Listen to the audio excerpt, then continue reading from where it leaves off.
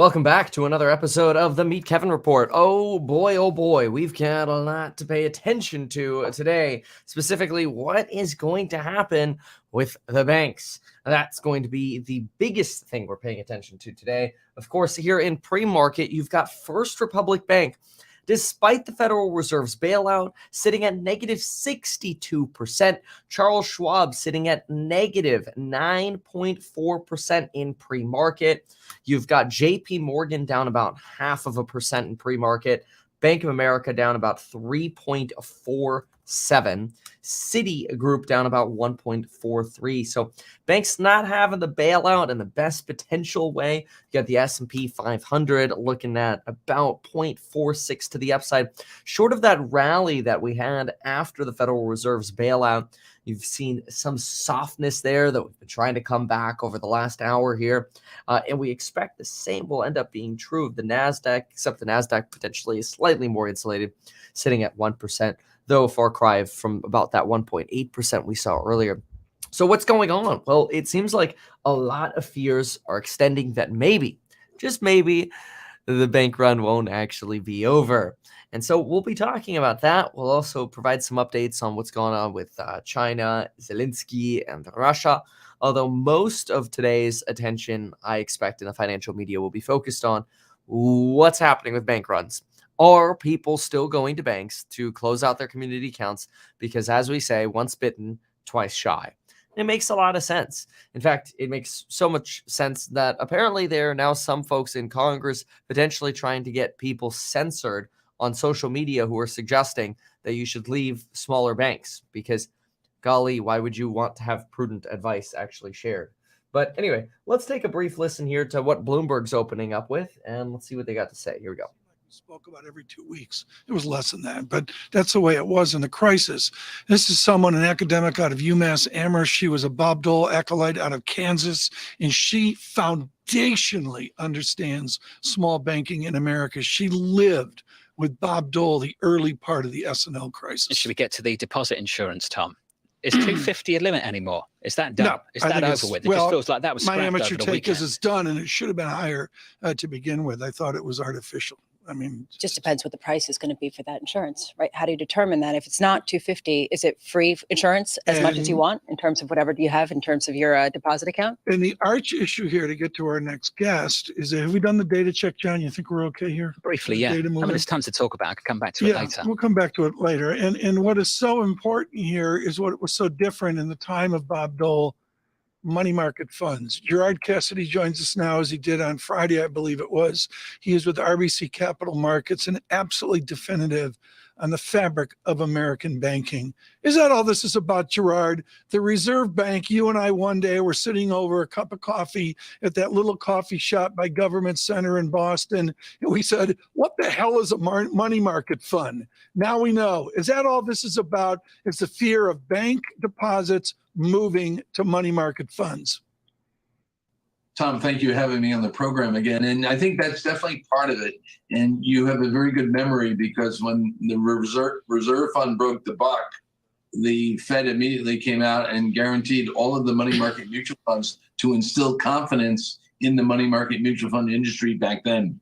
Today, of course, because of what's happened with Silicon Valley Bank, and then yesterday, of course, Signature Bank, there's not a lot of confidence by depositors to keep the large depositors over the deposit limit to keep their deposits in the bank. However, the action that was announced yesterday by the Fed, the U.S. Treasury, and the FDIC should give all depositors confidence that their deposits are insured well above the $250,000 limit that you guys addressed. So I think it's going to take some time to cool down. There's certainly a lot of uncertainty, a lot of fear. It's showing up in the bank stocks at the opening. So it will be a really bumpy, rough day today for bank equities. It's not helping the bank stocks to the pre-market. I think that's what stands out for a lot of people, Gerard. Do you think what they've done overnight, yesterday evening, is sufficient to prevent the deposit flight from small, medium-sized banks in America to the SIBs? Nope. I think it is, John, but it takes time for the message to get out there. All of us, obviously, are very zeroed in on this. We do it for a living. We eat and drink this stuff every single day, but the regular folk, not so much. So as a result, I think the messaging has to get out there stronger to reassure everybody. and the community banks have to obviously reach out, or the smaller regional banks reach out to their customers and point out that they're very well capitalized. The banks are profitable. This is not a credit problem, as you guys know. This is a problem with the bond portfolios being upside down. And John, I liked your comments about what the 10-year government bond yield is doing today. That shrinks any unrealized losses because of the strength in the bond market. So, Jared, the Treasury Department, the Federal Reserve, the FDIC, as you know, but for those people just tuning in who haven't been maybe following this as closely, have wound down these institutions. They're looking to do that and, quote, fully protect all depositors. Jared, we're trying to work out the profit challenge here, the net interest margin story.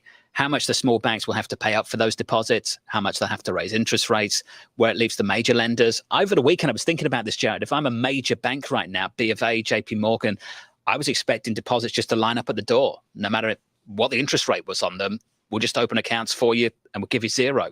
You know, it's safe here. How's that going to change in the coming weeks? John, you're bringing up a very good point with the larger banks. If depositors are moving to them for safety, the concern about deposit betas going up for the biggest banks may actually go into reverse, because, as you said, they don't need to maybe pay interest if somebody's moving there for safety. But you're right, on the smaller banks, they may be required to pay up for deposits due to the fact that there's this uncertainty. And again, it's obviously a very... All right, let's do a little catch up with what's going on. So Biden speaks at 5 a.m., but I want to give sort of a summary to get you, as said here, caught up on the latest, and how the market is really moving this morning is really quite interesting, actually pretty dramatic, especially if we look at bonds. So let's go ahead and catch you up with what the heck is going on. We'll call it, actually this morning, a little bit of a worsening of what's happening in markets. So here we go. So yesterday, the Federal Reserve U-turned and issued what was essentially a de facto 100% bailout of FDIC, even though that's not technically the way it works, because we have a new BTFP facility. Yes, it literally sounds like, or seems like it would stand for by the effing pivot facility. It has its own particular name. That's not the actual name, but we'll just pretend it is because it's funny. But anyway, that's the Federal Reserve's program for providing $25 billion of Federal Reserve-backed liquidity to make sure that banks can go to the discount window at the New York Fed and basically hand them toxic assets. And the Federal Reserve, apparently without discounting those toxic assets, will give them money. Make no mistake, that is a bailout. Now, Joe Biden will be speaking and talking about how, don't worry, your money is safe with the banks. We have backstopped all reserves at banks. All deposits are safe. You don't need to go close your bank account at your local regional bank or your credit union. Fear not, because look, we are protecting all depositors. Don't worry that 3 banks have just collapsed in a span of 5 measly days. Don't worry. Everything is fine. And I hate to say it, but when people tell you everything is fine during a banking crisis, I hate to say it, but sometimes I think thou protest too much. And I think that's the same thing that's happening with First Republic. First Republic yesterday let everyone know, don't worry, we have $70 billion in liquidity. We're fine to cover deposits. Their stock this morning promptly down over 60%. After all, Silvergate closed on Wednesday. Silicon Valley Bank went into FDIC receivership on Friday and is being liquidated. No buyers showed up. So on Sunday, the Federal Reserve had to come out and U-turn to bail out a bank. And I understand they do not want you to think this is a bailout. But make no mistake, it's a bailout. And then at the same moment, Signature Bank collapses. That's a real estate lender who focused on wealthy clients, but made a failed crypto bet. And now the government has taken control of that bank as well. That's 3 banks down in 5 days. But don't worry, the Fed says everything is okay. There's nothing to worry about here. I don't know, folks. To me, I think there's a lot to worry about. And that kind of worry is what you're seeing show up in the market. The market does not seem to believe the Federal Reserve when they say this isn't a taxpayer-funded bailout.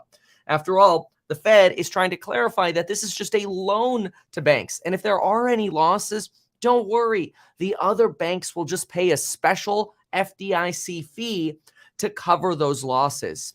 I don't know about you, but that sounds a little bit like banking socialism to me. Oh, one bank failed, we'll just make everyone else pay their fair share of that bank making risky moves. And I think Jeffrey Gonlock, who's a pretty big bear right now, makes the best argument. He says, quote, "So if I have this right, the Federal Reserve will make loans on some of the collateral at a par valuation that is worth 40% less." Yikes.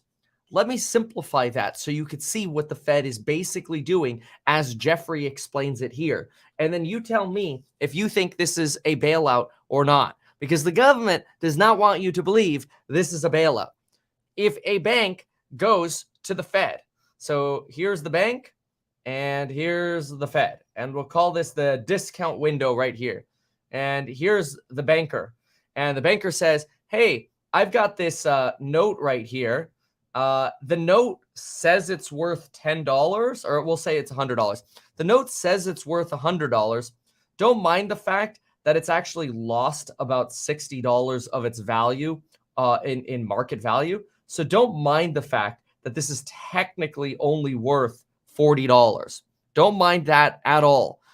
Will you take this toxic asset in exchange for $100 in cash?"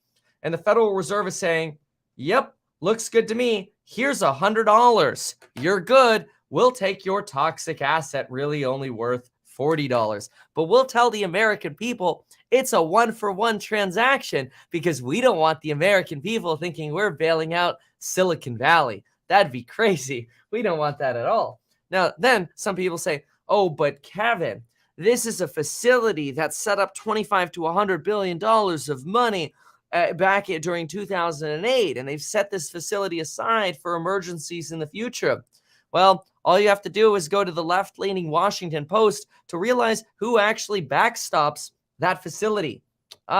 It's the American taxpayer. So anybody who tells you, no, this is not a bailout, the shareholders and the bondholders are getting effed, so they're getting punished. We're not bailing anyone out. Yeah, you are. You're bailing out the depositors. Now, of course, we don't want to see people get laid off. We don't want to see businesses go bankrupt. But let's be clear. The bank was known for giving risky loans and not asking that many questions. They had a white glove service for giving you mortgages if you were the founder of a startup, even if you didn't really have any income for your business. In other words, it was sort of the qualification metric of you're a startup and you're losing money. Here's a loan.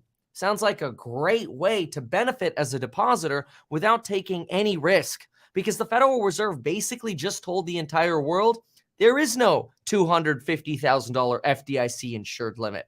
In fact, the limit is everything. We will make sure you don't lose a dime at the banks.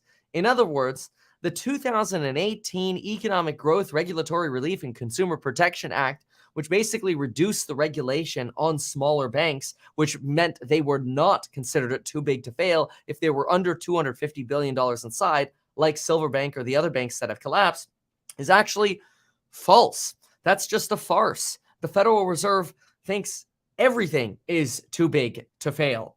And maybe that is a sign that things are actually a whole lot worse than they currently seem.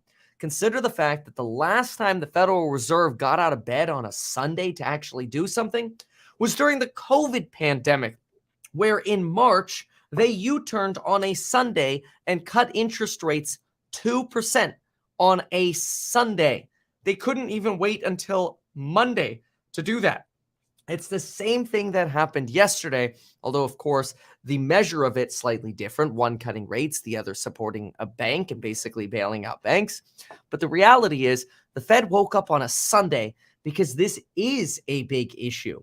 Now, going back to some of the standards of 2018, remember what 2018 did.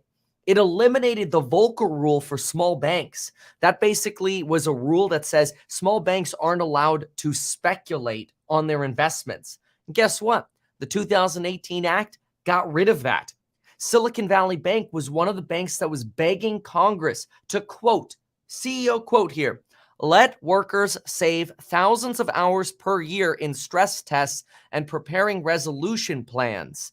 We're just a lender. We're not a systemically important bank. That's what they lobbied in 2018 to reduce regulation. And now, oh no, we're systemically important. Please, taxpayers, bail us out. You literally can't make this stuff up. But the government and Joe Biden do not want you to think this is a bailout. Whatever you say, do not call this a bailout. We're just backstopping depositors. Nobody wants to see a depositor lose money, right? Yeah, maybe they got benefits from banks in terms of easy lending, easy lines of credit for money-losing businesses, and basically white glove services for their founders. But don't worry, we're just backstopping the banking system because we don't want contagion. It's so bad that according to a representative in our House of Congress, he heard an individual in the Senate ask their committee, this is all from Twitter, okay? This is Thomas Massive is the rep who's saying this. He says, quote, a Democratic senator literally asked whether there was a program in place on information to censor any social media information that could lead to a run on the banks. Boy, I got a big middle finger for you, Mr. Democratic Senator, because the last thing we want is to be censoring Americans while lying to them about the fact that this is not a bailout when the reality is it's a bailout. Remember, you can look this up. The Treasury Exchange Stabilization Fund ultimately backs the program that is known as the BTFP bailout facility. Yes, it's a stupid acronym, but the Treasury Exchange Stabilization Fund is backed by guess who? You. And that's why we're starting to see markets freak out. Because wait a minute, if we're being lied to about whether or not this is a bailout, and the Federal Reserve is waking up on a Sunday to conduct this bailout, is it potentially possible that things are worse than they appear? And the answer is yes. You remember what the most painful part of the economic cycle is? It's not the inverting of the yield curve, folks. It is the steepening of the yield curve. If you look on screen now, I want you to see this yield curve plummeting. Now, on the far right, I'm going to show you what the yield curve between the 2-year and the 10-year is doing today. You ready for this? Look at that, folks. That is a massive steepening of the yield curve. In other words, the 10-year Treasury yield, the bond market is driving 10-year Treasury yields down 12 basis points while driving the 2-year Treasury yield down over 28 basis points. In other words, the spread, the difference between the two, the 10-year is not falling as fast as the 2-year is falling. The spread between the two is narrowing. That shows up in a chart as a steeper yield curve. Generally, it is the steepening of the yield curve that leads to the most pain in markets and leads the Federal Reserve to ultimately U-turn and bail out markets and turn the money printer on again to continue essentially their government-funded socialism. What do we have here? Goldman Sachs Financial Conditions Index up. What do we have here? European bank stocks all down. We expect to see a lot of that in America as well. What else do we have? We have the 5-year break-even curve. 5-year break-even curve, rightfully so, plummeting because everybody's freaking out.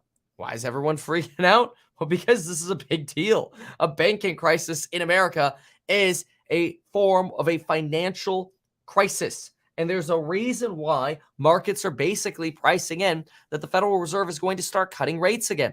Look at this history. March 8th, what do you have? No rate cuts until 2024. You could see that by the orange bars at the top. You really don't see an implied drop with certainty until approximately January of 2024. You could potentially argue that's about December of 2023, right around there. That's fine. Fair game. Before March 8th, we definitely did not have a rate cut being priced in until about March of 2024. So you've seen the rate cuts actually start getting priced in as soon as March 8th. What happened, and you could sort of look at this and say November 2023, potentially the first, bringing it down to about 5.6. A day later, we have November sitting around 5.4. A day later, In the morning, we have our first cut sitting over here as a height of about 5.25, priced in for what looks like August. On March 10th in the evening, we have what looks like a 5.15% rate, terminal rate, or sort of a moment rate, rate at the moment, with a rate cut priced in as soon as what looks like early August, but a lower level than we had earlier in the day. Then what we have the very next day on the 12th is a curve that shows an even larger drop at the beginning of August. So in other words, you could see this is becoming, instead of a higher for longer curve, which looks like this, see the blue line, how it's elevated for longer, stretched out more.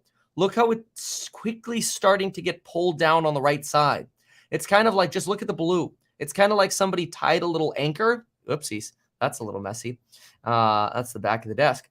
It's kind of like somebody pulled a little or tied a little anchor to that blue line, and then it just got yoinked down. That's a little bit what it feels like right there. You're yoinking down that right side of the curve. In other words, you're undoing higher for longer. And part of that is because markets are actually thinking, oh, good Lord, there is a chance. There is an actual real chance we might be breaking things. And as Michael Burry suggests, we are looking at a 2000 and 2008 financial crisis again. He says, quote, in 2000, 2008, and 2023 are all the same. People are full of hubris and greed and take stupid risks and fail. Money is then printed because it works so well. Mike Wilson from Morgan Stanley tells us there are long and variable lags. And guess what's starting to show up now? Long and variable lags. German bond yields have fallen as rapidly today as they last did in 1987 on Black Monday. This is a big deal, and the contagion of the Federal Reserve and FDIC and Treasury Department bailing out Silicon Valley Bank probably won't end the bank run. Even Bill Ackman, who's been begging for a bailout from the government, suggests, yeah, other banks are probably still going to fail. And so today, I wouldn't be surprised if the fears of a bank run continue. After all, a bank run generally isn't a logical process. A bank run is generally what happens when people make a relatively irrational decision of pulling all their cash out of a bank for fear that the bank is going to collapse. However, in defense of people taking money out of their banks, it's worth considering the following. If you're at a, let's just call it tier 1 bank, a deposit is basically a deposit, because we expect that if the Federal Reserve is willing to bail out a not too big to fail bank, then you could pretty much guarantee they will run the money printer as much as they need to backstop your money in a tier 1 bank. Bank of America, JP Morgan, Wells Fargo, Citi, Goldman Sachs, and so on. A top 8 bank, right? After all, those are the banks that go through the most rigorous Federal Reserve stress tests, and those are the ones that the Federal Reserve says we trust and regulate the most, and we will do whatever we can to backstop them. That is now really considered a tier 1 style deposit. Like, deposit actually equals deposit. A tier 2 bank is sort of a question mark. Like, okay, well, at what point are we no longer too big to fail? And maybe our deposits won't be risk-free at all banks in the future. And if there is a non-zero chance of my deposits being at risk at a smaller bank, why would I bank at a smaller bank? Well, maybe you leave a few $1,000 or whatever, and you say, or a few $100, whatever, and you keep a relationship, but you park most of your money where maybe it won't be as exposed to pain. Who knows? Or potential pain, dare I say. Who knows?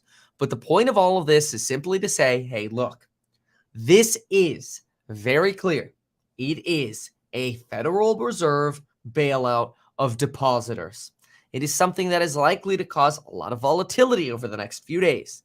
Again, we're seeing it in some of the bank stocks. All we have to do is look at the community banks like FRC. The thing is down 65% at the time of this recording. Bank of America is down 4%. Citi down 2.25%. JPM down 1%. The pain is here, and it is likely to stay. In the meantime, bond yields are falling, which maybe that'll actually be good for real estate, because after all, lower 10-year treasury yields might mean that real estate assets end up being able to get lower access to mortgage rates. Unless, of course, the spread between bond yields and mortgage rates stays or increases, should I say, then it's possible mortgage rates could stabilize. But I wouldn't be surprised if they come down. The real fear, though, again, is what happens in markets and what happens with the Federal Reserve. Will the Federal Reserve go for 50, 25, or 0? I've previously been arguing that the Federal Reserve is more likely to go 0 than they are 50, thanks to the events that unfolded last week, Wednesday, Thursday, collapse of Silvergate, and of course, the collapse of Silicon Valley Bank on Friday, with the leading indicators of that on Thursday. Well, sure enough, now markets are pricing in the highest likelihood of a 25 BP hike, a 0% chance of a 50 BP hike, and now a chance of a 0% hike. In other words, a Fed pause. JP Morgan is calling for a 25 basis point hike, but what is Goldman Sachs saying? Goldman Sachs is saying, now's the time to pause. Goldman Sachs is officially calling for the Federal Reserve to pause, thanks to the uncertainty of this banking crisis, where we're not straight up today. We'll see what happens, but we expect a lot of volatility. So that gets you caught up on what's going on with the banking crisis. Check out the links down below on the courses on building your wealth for more insight. All right, let's take a listen over here. The region holds around 1/4 of the globe's oil and natural gas resources. We're talking about NATO. Let's go ahead and jump on over then to CNBC. Let's see what they have to say here. All right. Here and what it all means for the Fed and rates coming up. You don't want to go anywhere. Squawk Box returns after this. All right, looks like they're going to escape to commercial. No problemo. So Joe Biden is technically scheduled to speak in about 17 minutes. He's typically always late, though, so I wouldn't be surprised if that's closer to like 30 minutes from now. But that's okay. We'll be here streaming anyway. We have some releases of data and information coming out this week as well. Let's go ahead and go through what we got here. Tuesday, we've got Lennar Q1 earnings, small business optimism for Feb, CPI, obviously, on Tuesday. Good Lord, that's tomorrow already. Wow, we should look at expectations for CPI. Let's do that. Let's see what the expectations are. All right. Yeah, let's do an expectations look. Let's see here. Yes. It sounds like the Grinch. All right. Well, we've got to talk expectations and what catalysts are coming up this week, especially after the maddening banking crisis that we've been going through. The Federal Reserve, quote unquote, bailout. They don't want us to use that phrase, but they're just lying to us. And what's going on with expectations for CPI this week? So first things first, on a Tuesday, we're going to get Lennar earnings.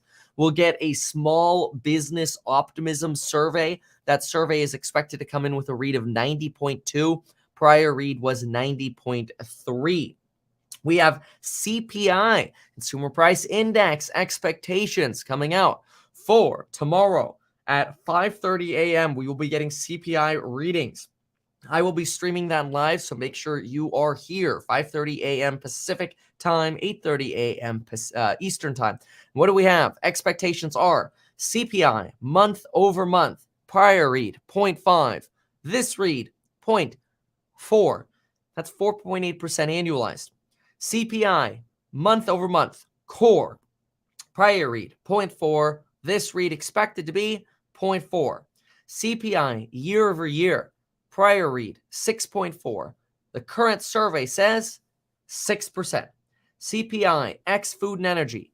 In other words, core year over year. Prior read 5.6. current read or survey, 5.5. That's going to be a big deal. Not only do we have that for Tuesday to prepare for, but we also have PPI and some other price indices coming up for the rest of the week. So let's go through all of those together. But first, when it comes to these expectations for CPI, it's really important to remember that that month-over-month number, in my opinion, is the most important. We want month-over-month headline and month-over-month core to hopefully miss to the lower side. Keep in mind, Joe Biden already gave us a spoiler alert on CPI. He said CPI will be coming in good on Tuesday. Now, who knows what kind of leak or information he got, but I think that was a way of him trying to signal to markets, please don't panic on my watch. Inflation's going away. Everything is going to be A-okay. And as long as inflation goes away, the Federal Reserve can pivot.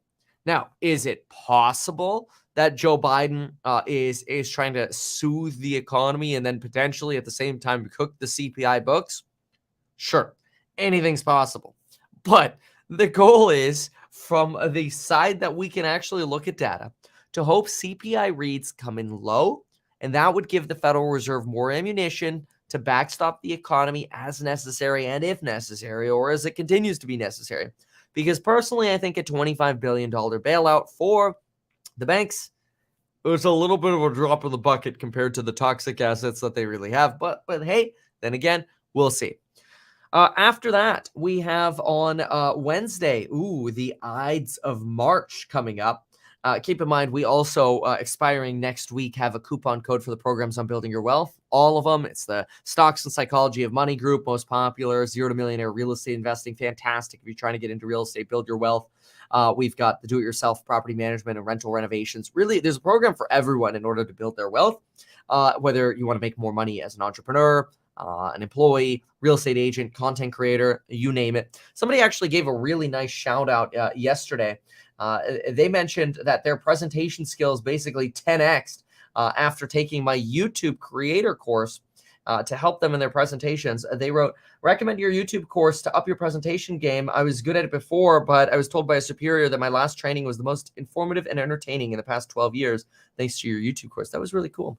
Anyway, check that out via the link down below. So moving on with these catalysts, Wednesday, we get, we do also get retail sales on Tuesday. Let's keep going with retail sales first then. So, no, sorry, I put that in the wrong spot. Retail sales is Wednesday. I was right about that. Okay. Retail sales Wednesday. Retail sales expected to come in at 0.4 to the downside month over month, excluding auto. We're looking for negative 0.1, excluding auto and gas, negative 0.3. Retail sales controls, negative 0.3. That stands in stark contrast to the numbers that we had in January. In January, you literally had negative 0.4, negative 0.1, negative 0.3, negative, those are the expectations, negative 3. That's the expectation now for February. What you actually had right before that in January was 3%, 2.3%, 2.6%, and 1.7%.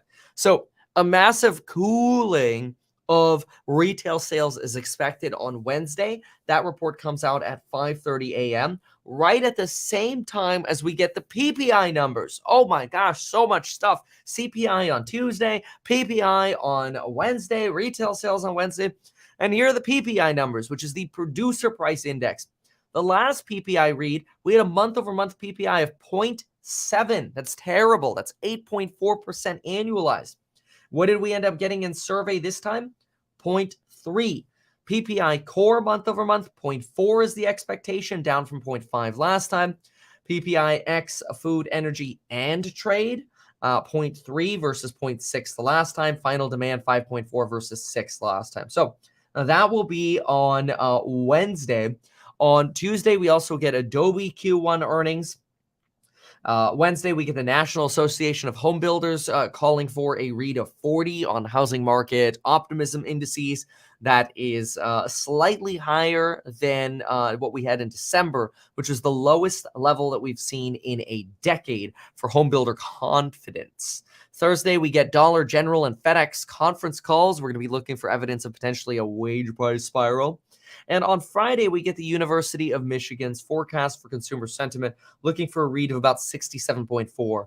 Now, a lot, of course, is being made of a wage price spiral because a lot of people are expecting that a wage price spiral is exactly what could lead to the essential unleashing of a Paul Volcker, where basically markets get rug pulled, where interest rates have to skyrocket in order to prevent a wage price spiral.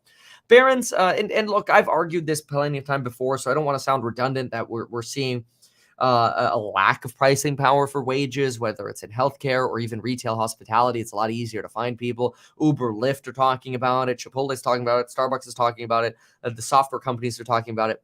These are all in earnings calls. It's very clear there's really no wage price spiral, which is good. And those conditions could change, but knock on wood, they don't. Barron's, though, did have a piece in their Sunday magazine or Saturday magazine. Anyway, they talk about a wage price spiral. It's wrong.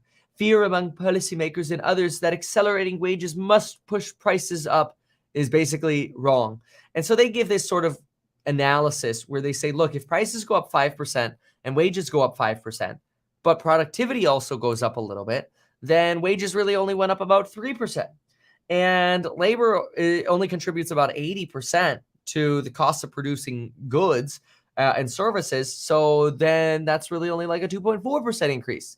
And then since we can reduce these sort of increases by housing services as well, then a 5% increase in wages really only increases CPI by about 1.4%. This is their crazy math for how they came to this conclusion, but they're basically trying to make the argument that what wage price spiral? There's no wage price spiral here. But that does, aside from sort of their funny math, it is reiterated by what's actually happening in the data. So they're not necessarily wrong here, even though I think their math is a little bit of a stretch. I think what's more important for markets this week will obviously be the Silicon Valley banking crisis. How much is that going to lead to bank runs at other banks? I'm going to be flying over to NorCal. So if you're in NorCal, slide into the DMs on Twitter or IG. I will be probably in the Santa Clara, Palo Alto, San Jose region today. I want to see what's going on at the banks. I want to meet some VCs. So if you're a startup founder or a VC, I would love to talk to you. So hit me up in the DMs. It's going to be really interesting to see what happens. But wow. Okay. A lot of catalysts this week. They're going to be big things we want to pay attention to. All right, let's listen in over here for a moment. You don't think that you and your colleagues were bailed out? If SVB had not been rescued and those deposits had gone, those businesses would have gone under, likely. Your investments would have gone under, likely. Your carried interest would have gone under, likely. You don't think that the government rescued you today? So the bank, from our standpoint, was in general in good footing. It had enough assets to be able to manage its operations. And frankly, from what I know, it could have been open for business on Friday as well. But the deposit outflows were so much that the FDIC correctly decided not to take risk. So our hope, had FDIC not stepped in, was that there was enough coverage to be able to sell those securities and recover the deposits. And honestly, to me, this whole thing came about because this bank wasn't ready for rapid interest rate increases. Right. And sure, but the coverage ratios were there. I ask this because you have, I would say, a lot of vocal venture capitalists who have sort of have a libertarian streak, who don't believe in government, oftentimes are against regulation. We talk about carried interest on the program all the time. Venture capitalists say that they should pay less than frankly everybody else. And I wonder, on a morning like this, do you say, you know what? Thanks. Thanks for helping us. I think we absolutely. I first of all, I absolutely believe in the government, and I think the government stepped in exactly the right time, and very grateful that they did, because this would have caused an issue for thousands of companies and millions of people that were hoping to get paid this week. So I don't think this crisis would have been averted had the government not stepped in. Absolutely. Hemant, we very much appreciate you joining us. I'm sorry that you had to go through this all weekend. We hope this is the end of it, but of course we'll keep our eyes on all of it, and we hope you'll come on back Yeah, I don't know. I think it's very interesting. I mean, I think CNBC actually had a very good point there, asking like, hey, you realize this bailed out a lot of venture capital investors, right? Like, isn't this kind of a bailout by potentially taxpayers of Silicon Valley? Yes. Charles Payne actually had an interesting argument yesterday. He suggested that, hey, let's fix that. There we go. Charles Payne suggested yesterday, if this was called the Bank of East Palestine, in other words, where the train derailment was, would we have seen this sort of bailout? You know, a little jaded, but it's an interesting potentially point of view that, hey, if an area doesn't necessarily have the political or wealth connections, maybe they wouldn't have gotten the attention and the bailout. Maybe this would have been just sort of some random regional bank that ended up getting bailed out, or not. Maybe it would have collapsed, right? Because it didn't have the sort of backing. So, yeah. Okay, I want to give a few notes here. Cool. Oh, that's quite interesting. Okay, so Joe Biden is supposed to speak soon. We'll see. We're waiting for that. We've got about 4 minutes tentatively before he's scheduled to speak. We'll see what ends up happening. We've got, let's see here. You actually have the Home Depot co-founder who started talking about this as well, talking about how he cannot wait for Joe Biden's speech on this. That's quite interesting. We'll see what happens. I really think most of it is going to be, hey, we didn't bail anything out. Everything's good. We're good here. So yeah, we'll see about that. So remarks on the economy. It looks like potentially, did they deliver, or they may have delayed this? It looks to me like Biden delivers remarks on the economy may have gotten pushed back, but we'll see. Right now, the schedule that I'm seeing here, at least on their channel here, is that we've got another potentially. Okay, now it looks like they're just now actively changing it. It said 6:15. Now it says 6. We were told 5. Oh, Biden. Whatever. As soon as he goes live, we'll obviously we'll cover it and we'll see what's going on. But some of the remarks by even the CEO of Home Depot were quite interesting. I'll give you those. Here they are. Listen to this. You've got the CEO of Home Depot, not CEO. Let me rephrase that. Listen to this. You've got the co-founder of Home Depot chiming in on this banking crisis. That's how bad this is getting. He's saying maybe the American people will finally wake up and understand that we're living in very tough times. In fact, that a recession may have already started. Who knows, he says. He goes on to say, quote, these banks are badly run because everybody is focused on diversity of the woke issues and not concentrating on the one thing they should, which is shareholder returns and protecting their shareholders and their employees. Instead, they're more concerned about social policies, and they think that these banks are basically badly run. Yikes. This is a rebuke from the co-founder of Home Depot, Mr. Marcus, slamming the banking crisis. We've got a lot to talk about with the banking crisis. Remember, we've got those coupon codes linked down below for the programs on building your wealth, and I'll be in the Silicon Valley area today. So DM me on Twitter or Instagram if you want to share your story as a VC or founder of a startup. All righty then. Now we have more to cover. Let's see here. We have. Let me try to get a little update on for sure when Joe Biden is talking, but it appears the talk may have been delayed a little bit. Let's listen to CNBC just for a moment to see. U.S. financial history, 2 banks closed, another recapitalized, all uninsured deposits across the country guaranteed across the banking system. Steve Leisman joins us with a look at what's been fixed and, yes, the concerns that remain. Andrew, I think the 40,000-foot view of these events of this weekend is this. We have replaced short-term uncertainty, especially the possibility of a banking crisis today, with the medium and long-term uncertainty about the banking system, the Fed, and the economy, with the question of how much the time we've bought will solve these problems. Take a look here. This is what David Rosenberg says. This is what happens when the Fed takes the punch bowl away. The bowl breaks and the central bank and the regulators respond with glue. Is it just glue? Take a look at what's happened here. SVB signature, they have been resolved. Uninsured deposits guaranteed across the country.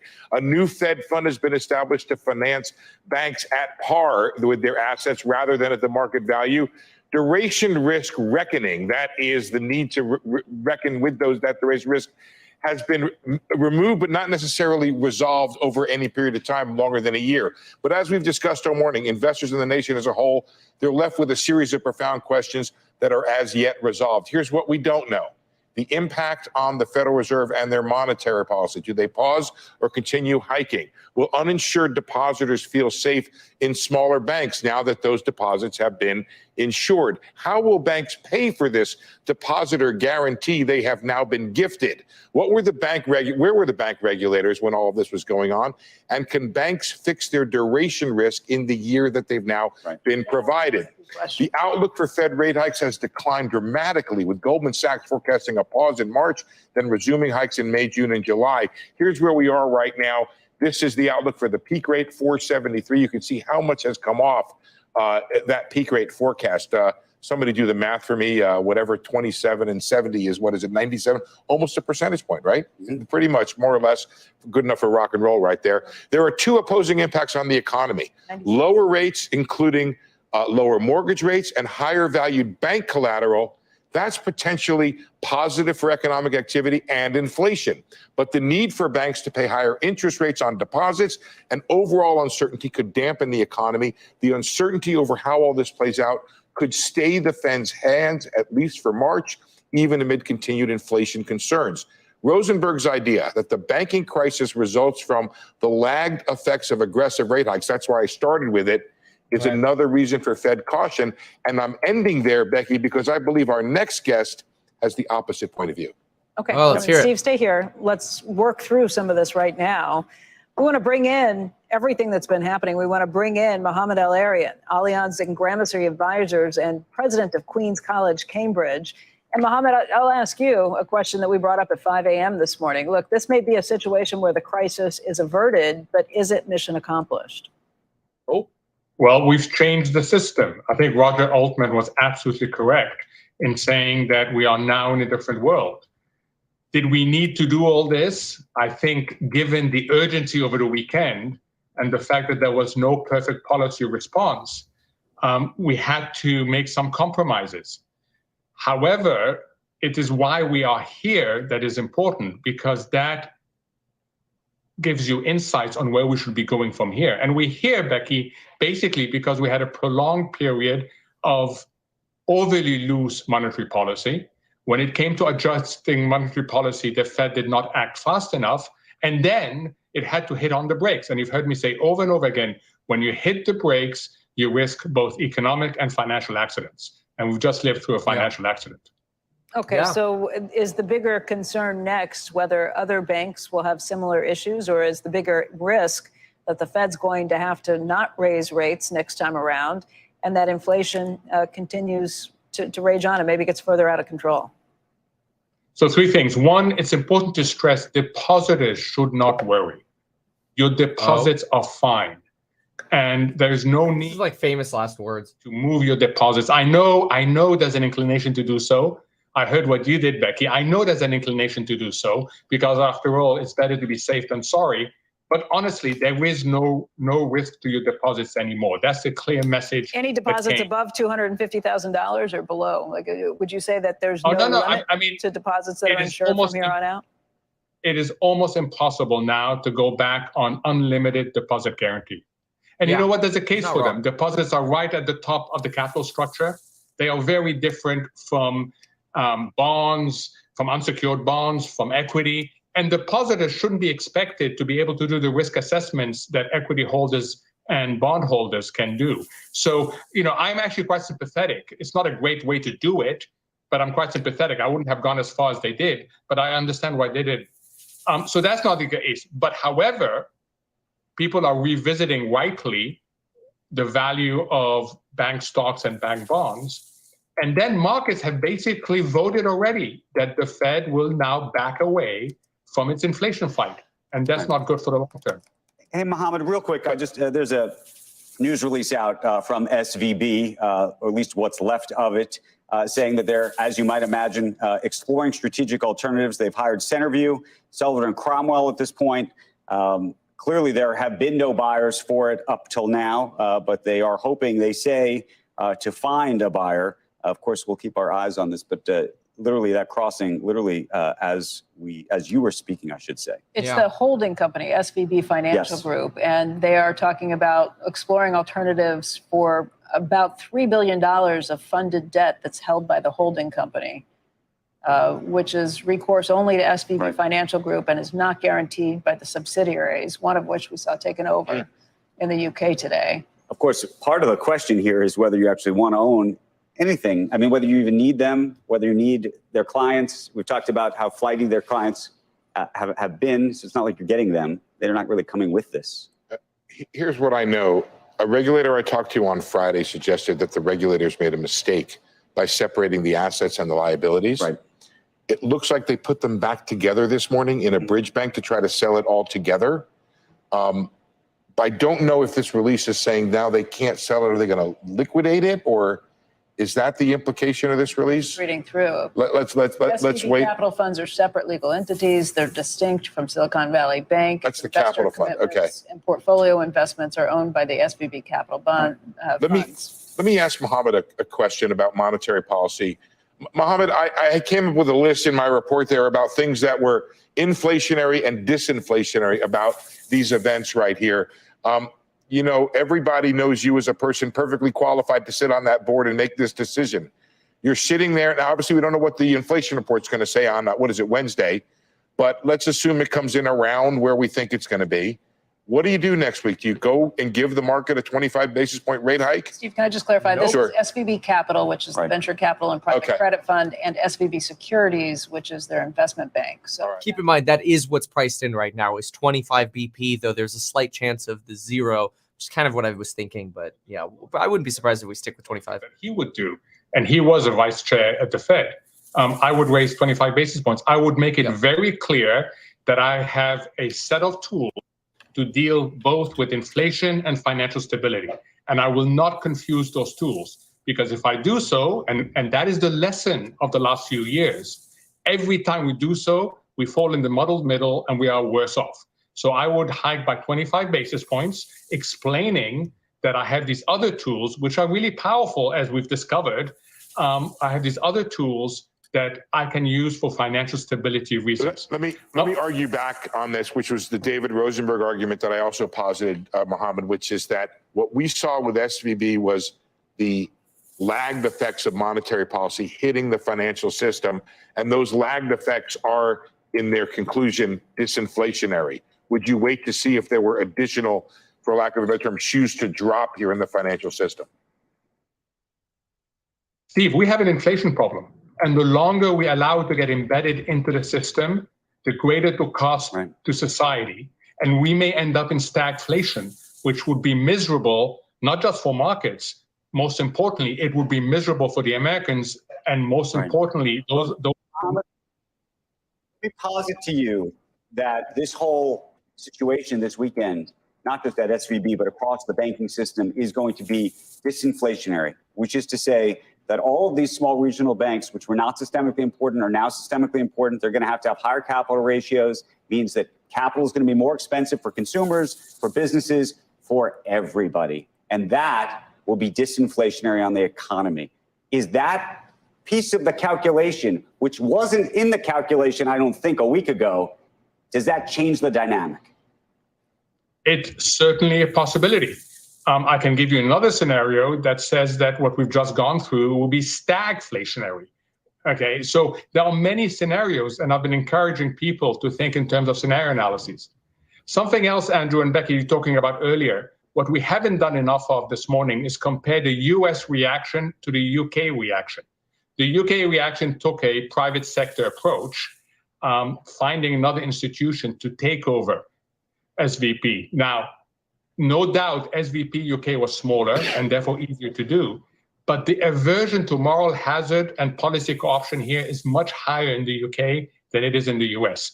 So it's interesting also to compare and contrast the different approaches. Mohamed, could they find a private buyer? I mean, with a lot of the things that happened here, we've talked about how JP Morgan's takeover of Bear Stearns during the financial crisis, they got tagged with any of the, they were sued for any of the misbehavior that took place at Bear Stearns before they took it over, when they had the weekend to figure it out and buy it. That's a pretty huge disincentive for any of the big banks to say, okay, I'll buy it in a weekend.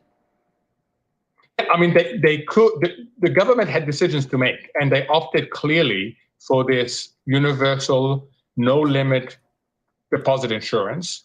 And they opted for taking duration risk off the banks by the new window at the Fed.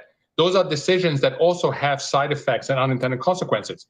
I go back and I wrote it in an FT op-ed this weekend. There were no perfect solutions here. This is the result of a series of policy errors that we now have to deal with the consequences. And what it tells us very clearly is that the economy is more at risk, and financial accidents are more likely because of all the mistakes that have been made, particularly by the Fed in the last few years. I've been warning with this. But are you blaming look, the question is, do you blame the Fed and say Jay Powell did not take these issues into consideration and should have? Do you blame the regulators? Do you blame the executives of the banks? And what kind of personal responsibility do you think that the business leaders who put their money in this bank uninsured have? So everybody is in this blame game because we had an environment for too long of ultra loose monetary policy where money was cheap. There was so much liquidity floating around that everybody could get a loan, and that encourages excessive risk taking. In the lead up to 2008, it was the private credit factories that were producing over time. This time around, it was the public, it was the central bank credit factories that were producing over time. Then we had a period where we could have adjusted, but we called inflation transitory. And then we didn't move fast enough. So we then had to slam on the brakes. That if you're sitting in the back of a car and the driver's driving the way that they've been driving, you would be sick too, Andrew. Okay. Can I just tell everybody, I want to take a look very quickly at the markets. Mohamed, stick with us for just a second. The Dow futures are now down by over 300 points. This happened very rapidly in the last few minutes. The S&P futures are off by 27. NASDAQ still up, but only by about 20 points. This is happening as rates came under additional pressure, too. Take a look at the yields. The 10-year is now just at 3.513%. Wow. The 2-year is below 4.2%. It's at 4.174%. I think it's probably also worth taking a look at oil prices, which were only down by about 1%, but are now off by 4.7% to 73. That's recessionary right there. Very risk-off trade going on right now. And a flight to that's just fear. Who sat there under our grilling, he's so good at that. But right now, the market is saying something different. The market is saying less Fed, less inflation. I think this is disinflationary. He thinks less economic activity. He thinks there's his argument is it's a stagflation story. He says we have an inflation problem, wants the Fed to continue to focus on that. No possible way of saying he's wrong about that because it may end up being true depending upon the inflation. And by the way, I'll tell you who's been right, Roger Ferguson. Can we come back to Mohamed for just a moment? Yeah. Mohamed, just the idea that if the Fed were actually to hike rates again an additional 25 basis points, even if it's warranted by inflation, the additional pressure that could put on the banks, because again, we're talking about this year that they have to get rid of some of the hold to maturity debts. But if you look at some of these banks, there are some very big numbers of how much they would have to move at that point. And by the way, I believe if you take any of your hold to maturity and actually say, okay, we're taking it off, there's an accounting change that you have to take the whole thing at that point and fess up that here are my unrealized losses across the board, and that has to come onto your balance sheet. So unless you are willing to go and be able to get all of it cleared up instantaneously, it's going to be a big change to your balance sheet that people may not have realized before. You have to dig pretty deeply for some of these numbers that are out there. What are your thoughts? If the Fed's thinking that, what's the harm in saying we're going to hold off, at least for this next go-round next week to the next time? So, Becky, we are deep in the world of second best. You've heard me say this. We've given up on our first best. So, yes, that is also a possibility. But then it has consequences. we are just on a very, very bumpy road. That's what I want to stress, a bumpy road. There are no longer perfect policy reactions. We've lost that window. So yes, there are going to be consequences, and investors face a really tricky environment, as does the economy right now. Speaking of that tricky environment, there is now a 66% probability of no hike in the market, which goes right along with what happened with the 2-year. We are baking out, or have baked out, the possibility the Fed is going to hike. I guess that could change with the CPI number, but that's where we are at this moment. There's going to be a lot of volatility, I think, in fixed income markets. It's going to roll over into equity markets today. Mohamed, want to thank you for your time this morning. We appreciate it. And by the way, speaking of volatility, let's call that up too, because someone on Twitter just pointed out, Bob Lang said, check out the VIX. It's back up again. So let's check that out right now. Yeah, it's up 17% this morning. 29, back and up above 29 at this hour. Andrew? Okay, coming up, we will talk about, is the rescue of Silicon Valley Bank a bailout or not? We're going to talk to a journalist who's been on this story since the beginning. And later this hour, we're going to speak with a prominent venture capitalist and the co-founder of Reddit, Alexis Ohanian. Take a look at stocks leading and lagging in the S&P 500 pre-market session. Right now, you're looking at Illumina and Healthpeak up in a big way. But then there's some biggies falling. First Republic Bank off about 65%, despite help from the Federal Reserve and JP Morgan this morning.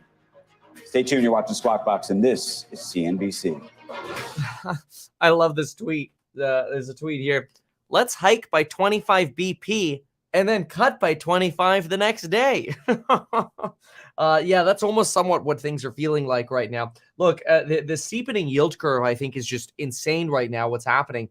It's pretty remarkable, because what you're seeing is the 10-year and the 2-year plummeting. I mean, these are some of the most volatile moves that we've seen here in quite frankly, with the exception of last week and this week, really since 2008.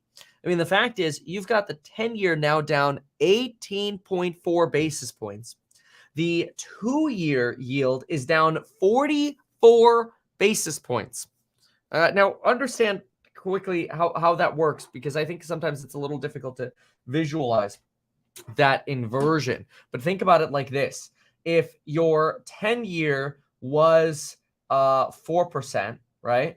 And this is your 10, and your 2-year was 5%, right here, then you have a spread of 1%, right? That's your spread.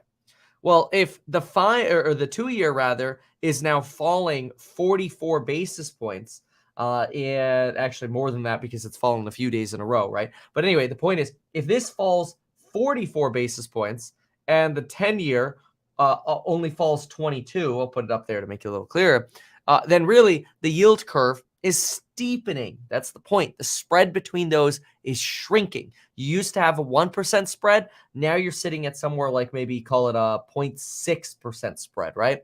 And that looks like a steepening, because when you look at a chart and you draw the chart and you go, oh, look, it's as low as negative 1%. Now it's gone up to negative 0.6%. See how it's steepening? Anyway, I thought that would be useful to kind of try to visualize that a little bit better. But yeah, those are some really big moves. And interestingly, that could be actually good for real estate, unless it creates just panic, right? Well, then you might actually have best case scenario. Like, quite frankly, the best time to buy real estate is when everybody's freaking out and rates are low. The last time we had that, quite frankly, was March and April of 2020. I remember making videos on the channel here going, refinance and get ready to buy. And that's exactly what we did out here in Cali. Lauren and I, we added about 8 to 9 properties to our portfolio between April and about October of 2020. It ended up being perfect. But anyway, it'll be really interesting to see if these 10 years keep falling. We'll see. Biden will be up, it looks like, in about 40 minutes. 5-year break evens went down as well. That's true. Hold on. What's this breaking news they say? I don't think there's anything breaking. How the markets are going to react. Well, the markets, maybe. Silicon Valley Bank going down. The Fed's stepping in. You're going to see right now that the Dow futures are down by about 258 points. Yeah, she's just reiterating that. Let's go ahead and jump to Bloomberg for a moment, see if they have anything new. Mm-hmm. President is going to speak at 9 a.m., something, we weren't really expecting over the weekend. But then after last night's news, they've come out and said he's actually going to address the American people. I think Jonathan made a really good point earlier, which is that this administration wants to make sure to everyday Americans that this was not a bailout. These depositors, that even if you were below the threshold, these depositors all being insured, that statement said all money would be returned and you have access to it today. They want to make sure that they know that that is not taxpayer dollars. That's going to be one thing I think the president will want to emphasize. And I'll also want to talk about the fact that they had to move promptly because I guess that means they were concerned of potential risks further in the financial markets, and they wanted to protect everyday consumers. The other thing is, you can expect, the president said in his statement, "I am firmly committed to holding those responsible for this mess fully accountable and to continuing our efforts to strengthen oversight and regulation of larger banks who are not in this position again." That opens up a field of what Congress could potentially do following this chaos. So this goes back to 2018.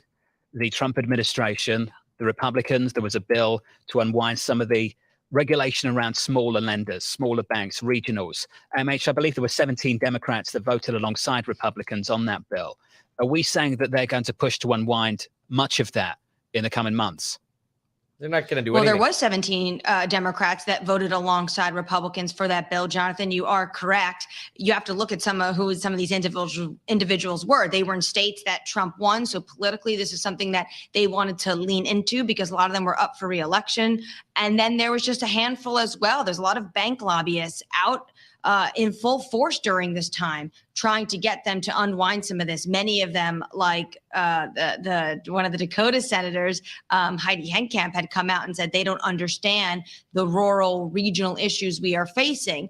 So the issue now is, will those Democrats, some that are still senators today that voted for this, like Senator Warner of Virginia, Senator Coons of Delaware, would they be on board of rolling back that deregulation? We already heard from Senator Elizabeth Warren. We've already heard from Senator Bernie Sanders. They are saying that 2018 law needs to be deregulated. But for Trump, he said this was a bipartisan issue because 17 of those Democrats signed up for it. What's going to be the consequence for some of the management teams of banks that do have to tap into the resources, that do struggle with some of the potential mark-to-market losses on portfolios that they did have control over?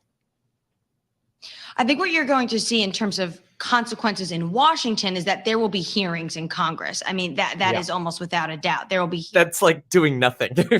Oh my God, there are going to be hearings? For Signature Bank, you could expect Congress to call these individuals, the C-suite of these companies, before the Hill and testify on what went wrong and try to draft how they can avoid this in the future. MH, just pushing forward, the brilliant David Weston's going to stand aside. He's going to focus on Wall Street Week through the rest of this year. I'm looking forward to his coverage. You're going to step in with Joe Matthew to Balance of Power. I understand the time of that's going to move, so it's going to be at 5 p.m. Eastern time, a little bit later this afternoon. AMH, first show today. What a way to kick it off. I mean, it's a slow news day. It's a way they can ease into it. It's almost like AMH engineered it. Anne-Marie, what are you focused on a little bit later? Yeah, quick note here. Bobo the Clown says in chat here, HSBC buys Silicon Valley Bank UK, protecting deposits. Yes, this is something that was talked about yesterday as well. Worth noting that they're buying it for $1. Obviously, a much smaller financial institution in the UK than here in America. But let's keep going. Good morning, Kevin. You say oil price recession, trouble? Yeah, look, I've been calling for oil prices to drop for probably 2-3 months now. Big fan of thinking that those prices are coming down. Everybody was freaking out about, China's reopening is going to send oil up. I'm like, no. Now, so far, that's been the right bet. We'll see what ends up happening, though. Let's keep listening in over here. 2 hearings last week. Another kind of awkward moment. Remember, all those Republicans were telling him, warning him to ease up on the capital requirements for banks just last week. Can you imagine if we redid the hearings again this week? Just how different they'd be. They'd be so different, Tom. But my recollection of 2008, long ago and far away, it seems like it was yesterday, is it was the same ugliness there, where you looked at some authority and what they said 3 days before was embarrassing. Just changes. Anne-Marie, looking forward to the show a little bit later with Joe Matthew, 5 p.m. Eastern time. That's Balance of Power on TV and radio. In the next hour on Bloomberg TV, Massive lineup, loads of people offering their views on the situation. Peter Schiff of Academy, Michael Contopoulos of Richard Bernstein Advisors, Amy Wolf Silverman of RBC. You cannot make this up. I feel so bad for this guy. But you can't make this stuff up. So y'all remember Jim Cramer with Bear Stearns. Then you remember Jim Cramer with Silicon Valley Bank pitching it as a steal around $320. Look at what I just saw on Twitter. I don't know if this is fake or if it's true. Yeah. This stock, this was posted apparently on March 10th. And the stock right now in pre-market is down 64% following a 15% decline on Friday. Oh man. Tuesday's data, and then all of a sudden It's not kind of relevant at all. We don't care. It's so much more than that, Lisa. Well, the long and variable lags, it's suddenly becoming relevant again. Are we there in terms of the long and variable lags? And that seems to be the implication of markets. Mike Wilson of Morgan Stanley says those long and variable lags have arrived, Tom. They're here right now. 35-year chart, almost back to Volcker. The log slope of Fed action is unprecedented, how quickly they moved. Equity futures negative 0.4% from New York City. Wow, the 2-year now down 50 bips. Are you serious? It's plummeting. It was just down 40. We were literally just covering this, and the darn 2-year was down 40. Now it's down 50. Oh my gosh, yeah. The 10-year is now down almost 22 basis points. The 2-year down 50 basis points right now. Holy smokes. So the way that works is basically people are buying the crap out of bonds right now because they're freaking out about a recession in the near term. Woo. So that if you own bonds, that means the value is going up. Fortunately, for my real estate startup, we own lots of bonds. But take a look at this. 51 basis points down on the 2-year. That's just insane. I mean, we have not seen moves like this since the days of Black Monday back in 1987. That's that's insane. All right, so let's see here. Joe Biden talks in about 30 minutes. He'll probably be late because he pretty much always is. And yeah, let's do a quick little segment on China while we wait. I'll give you a quick little update here on China as we wait for more updates and more news. So let's do that. Do I remember you saying when the curve steepens, that's the most pain? Yes. That's usually when stuff breaks.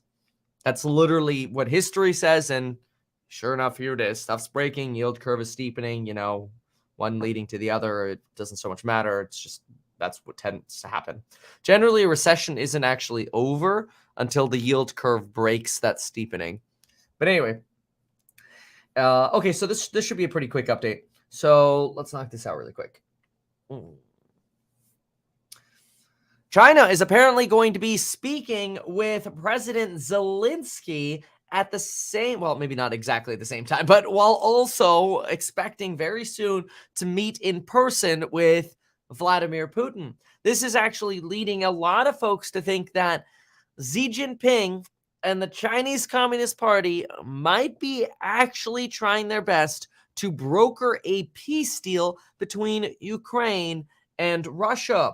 The Washington Post ran a great piece this morning talking about how much of a terrible mistake it would be for China to arm Ukraine and to arm Russia. And quite frankly, if China is trying to negotiate peace, maybe they're going to hold off on sending arms over to Russia. There's actual lethal weapons over to Russia. And maybe we can get to an end of this crisis because quite frankly, what we really need is inflation to come down, the banking crises to end, and this war between Russia and Ukraine to end. The Washington Post editorial board this morning, that basically reflects the opinion of the board over at the Washington Post, they posted a thorough piece this morning talking about how Beijing would actually be shooting itself in the foot if they end up not negotiating between Ukraine and Russia and instead arming Russia. because they're going to end up pissing off their trading partners. And guess who the largest trading partners for China are? Well, it ain't Russia. Russia is China's 15th largest export donation or destination, making up just 2% of all of China's exports. The US and NATO, on the other hand, make up 25% of Chinese exports. Then you've also got India and Brazil, who are relatively neutral countries in this conflict, who don't want conflict to continue. They don't want China contributing to the conflict extending. Neither does Colombia. Many countries coming out against really continuing this war. Beijing right now is considering sending artillery shells to Russia, given that Russia is sending about 10,000 artillery shells a day over to Ukraine, which is quite alarming. But at the same time, if China does end up starting to send actual lethal weapons like artillery shells, they'll probably take the opportunity for them to actually negotiate a settlement between Zelensky and Russia. Zelensky made a speech last night bragging about heavy Russian losses in Bakhmut, talking about how they got 1,500 Russians. Nobody actually really believes that because everything basically is just war propaganda. But what's most important is the optimism around Xi Jinping talking with Zelensky, while at the same time also trying to meet with Vladimir Putin to try to negotiate a settlement between the two countries. Now, remember, China has offered a negotiation settlement in the past. Just a few weeks ago, China moved to come up with about a 10-point plan for how there could be a negotiation. Obviously, a ceasefire was talked about. Obviously, ending the conflict was also talked about.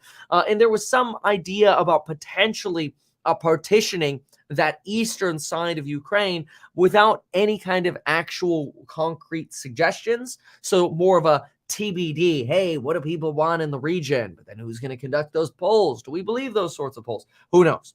But the point is, it's good news that right now it seems like you've got China, before they actually send weapons to Russia, considering, hey, maybe what we ought to do is negotiate with both of the presidents so that way we can potentially limit the pain to our economies.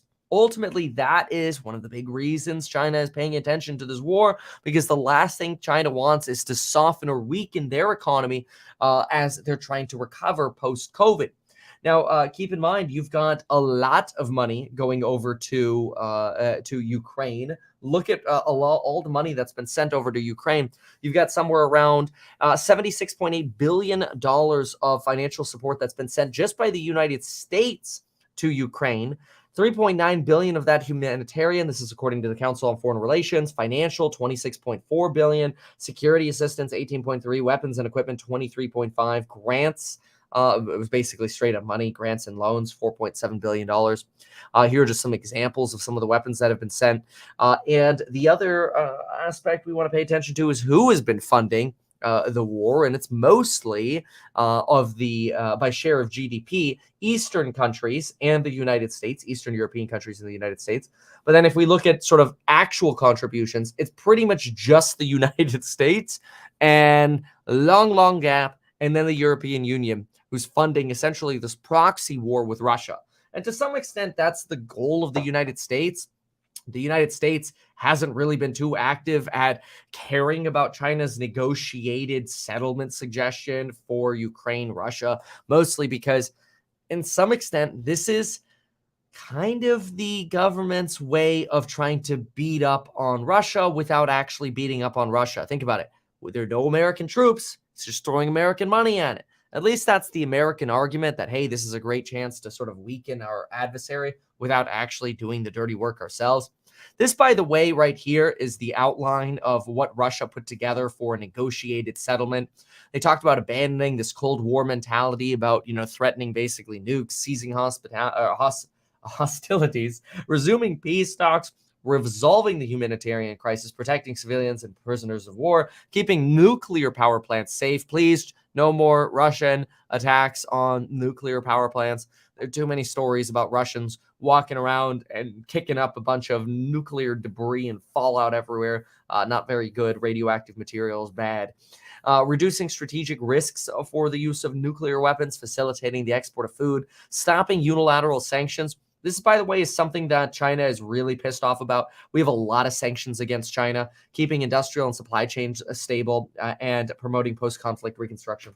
Look, it's important to remember, and this one we'll sort of end on this, but it's important to remember, yes, not only the St. Paddy's Day coupon code for the programs on Building Your Wealth, but it's also important to remember that the more we sanction China as America, the more we actually incentivize China to create their own technologies and supply chains, much like what they did with solar. I talked about this the other day, and I think it was really an underappreciated argument, so I just want to summarize and reiterate it. Foreign Affairs Magazine did this phenomenal piece talking about how basically when China wants to do something, not only do they do it, but they do it bigly and well. Think solar panels. And this was an example that the council or the Foreign Affairs Magazine gave. They said, look, China in 2010 is like, you know what? We're going to get in the solar panel industry. Today, guess who makes over 90% of all the solar panels in the world? China. Guess who has the least expensive solar panels in the world? China. Guess who has the best technology for solar panels in the world? China. It's crazy. So the more we actually sanction, by the way, if you want to read that article, I'll give it to you right here. This was what the piece was. China's hidden technological revolution. And they talk about how it's driven a lot by our own sanctions, which is remarkable. So in other words, something to pay attention to if you're thinking about investing maybe in Chinese stocks or the MSCI Chinese indices. China, the more we sanction them, the stronger they get. And the fact that they're negotiating with Ukraine is actually a pretty good thing. It'd be nice to see an end to that. So good news. But anyway, that is an update on China for you. Let's now jump back on over to what's going on with the markets. And folks, it seems to be, quite frankly, worsening. Look at this. This right here is, oh, wow. The 2-year just dropped below 4%. Holy schmoly. This is crazy. So now you've got the 2-year dropping below 4%. It's now down 59 basis points. Are you serious? Oh, my gosh. This is crazy. This is absolutely wild. We are seeing a collapse like which we have not seen since 1987 on Treasury yields right now. This is wild. Over 0.5% on 2-year Treasuries down in a single day. That's pretty remarkable. If we now go over to the 10-year, oops. Oh, come on, CNBC. There we go. Let's look at that 10-year over here. What do we got? 10-year, 10-year, 10-year. Wow. 10 years down 1/4 point to 3.4. That is going to be a boon to real estate, baby. Oh, man. Let's listen into CNBC here. About tulips, okay? This is a bank whose clients were in the tulip business, and pretty much all their holdings in the back room were tulip bulbs. They're talking about mortgage holdings at a bank whose clients are super interest rate sensitive. The whole thing from top to bottom, in my opinion, is just horribly mismanaged. And the fact that we're giving anybody a buy in this instance is so nothing to be proud of. I think that was my question for you, Rick. Dude, right on. Right freaking on. This guy nailed it. This is ridiculous, this bailout. And whether individuals should be bailed out, the bank should be bailed out. Do you hold these depositors effectively accountable? My mom's 87 years old. She still moves her money around. She's very cognizant of insured up to what 250,000 means. And I don't suspect there's a lot of businesses that could have less than that, which means they need to do their due diligence and where they domicile their money. Yeah, I have no sorry feelings for anybody. And when I hear stories that people are happy that they've done this because their relatives have deposits, my guess is all the relatives were thinking about probably handle their money with more care than the clients of this bank. Okay, and then finally, Rick, now that it appears that everybody's being backstopped, it turns effectively so many banks into public utilities. How should they be operated then? What should executives get paid to do what they do? Look at how we're running our public utilities. You answered your own question. Look at our public utilities. You know, when we first invented cars and gasoline, they both grew up together. You had no gas stations. You hardly had any cars. They grew up together. Now, here we are, of course, trying to make EVs happen overnight in an inorganic way. Okay, same thing. We're talking about energy companies as utilities. To me, when you put those words together, when any entity becomes a utility, it just becomes more mismanaged as they go arm in arm with the government. Right. Rick, thank you. We got some other news we got to get. Yeah, look, he is so right. I mean, straight up fact bombs there. Yesterday, I went into Mario's Twitter Spaces. A lot of people in there. Bill Ackman. You had presidential candidates in there, senators, congressmen, people. Well, anybody who really mattered on Twitter was either listening or in there. I had the honor of speaking on that Twitter Spaces, and I was one of the people, one of the very few people actually taking the contrarian point of view. Now, I like to do that, not solely to be contrarian, but because I do feel like I have different perspectives. And my argument was, hold on a second, maybe depositors should be taking at least a little bit of a haircut.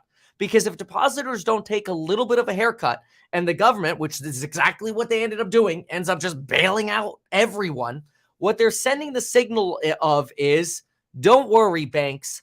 If you fail because you're too risky with your lending, don't worry, we will bail you out even if you're less than too big to fail. In other words, you're smaller than too big to fail. You're too small and to fail. Well, that doesn't make sense because now we're basically saying bail everyone out.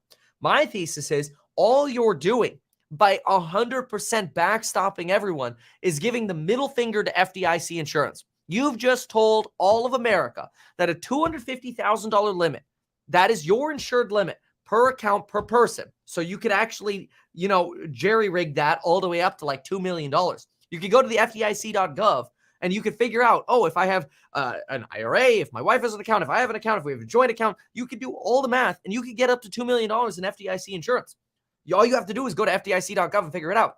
But basically, what the government just said is, hey, that $250,000 limit, we weren't serious about that.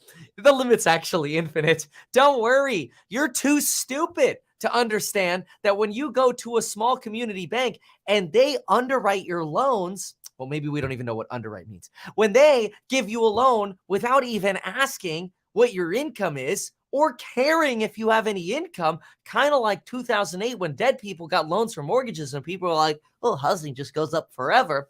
Maybe the government just ought to say, don't worry, we'll pamper you all the way from birth to death because you're too stupid to figure it out yourself. To me, it's a big middle finger to people who actually are diligent with their money. We all have heard about $250K FDIC. There's nobody that goes into a bank and doesn't know about it because there's signs and stickers everywhere that tell you. Once you have more than $250K, subject to the various different accounts rules that I talked about, that you're at risk. And the fact that you benefit as a depositor from the incentives the bank gives because they're taking riskier action by either offering you higher rates, lower fees, or no underwriting, basically simple lines of credit for basically businesses that have no cash flow, mortgages for business owners of businesses that have no cash flow that are super risky. Now the bank takes all the risk.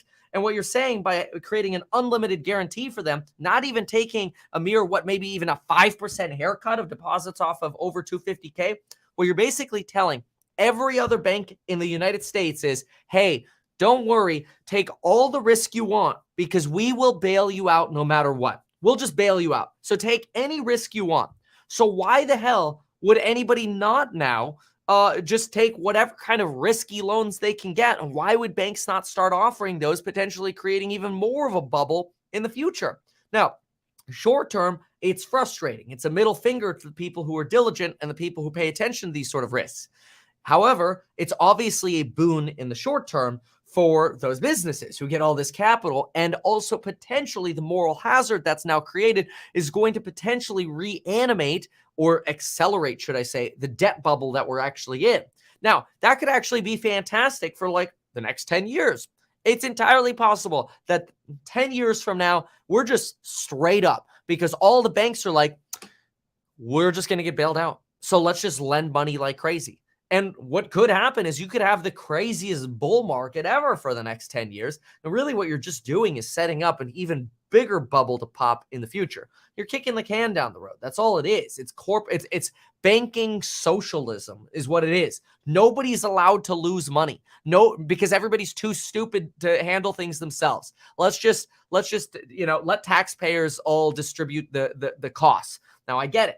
People keep saying, but Kevin, Biden and the Treasury Department say, no, it's not taxpayers that are paying the bill. Yeah, it is.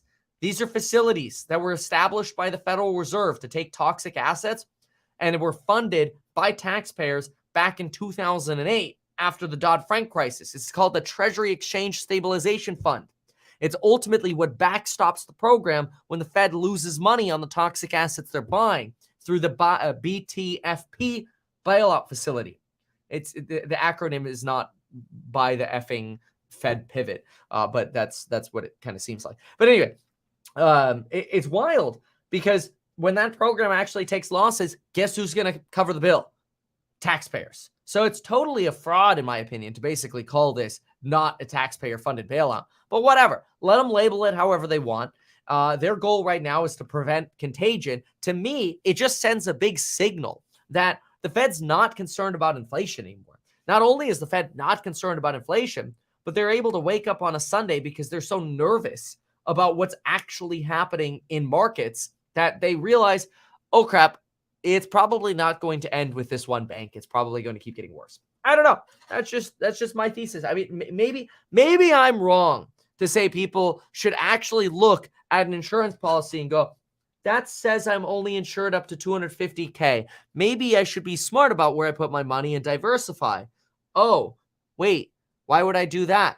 I'll just act dumb and let the Fed bail me out. And sure enough, that's exactly what they do. Whatever, man, whatever. You know, the reality is the vast 99% of Americans don't exceed the $250K FDIC limit anyway.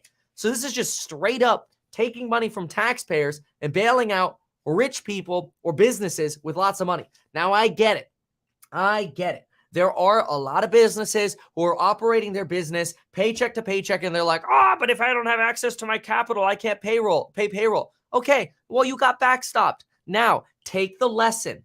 Take that as a little wake-up call and diversify your money away. Don't ever put yourself in a situation again where all your money is sitting at one of these smaller banks, to where if one of them fails, you don't have money. At least if you're at the larger banks, you know the Fed is guaranteed going to bail them out and run the money printer, because they've already said that.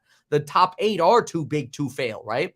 The smaller ones, maybe at least diversify amongst the smaller ones. But then again, right now, the Fed has set a precedent for bailing everything out, so maybe that doesn't even matter. Who knows? Whatever.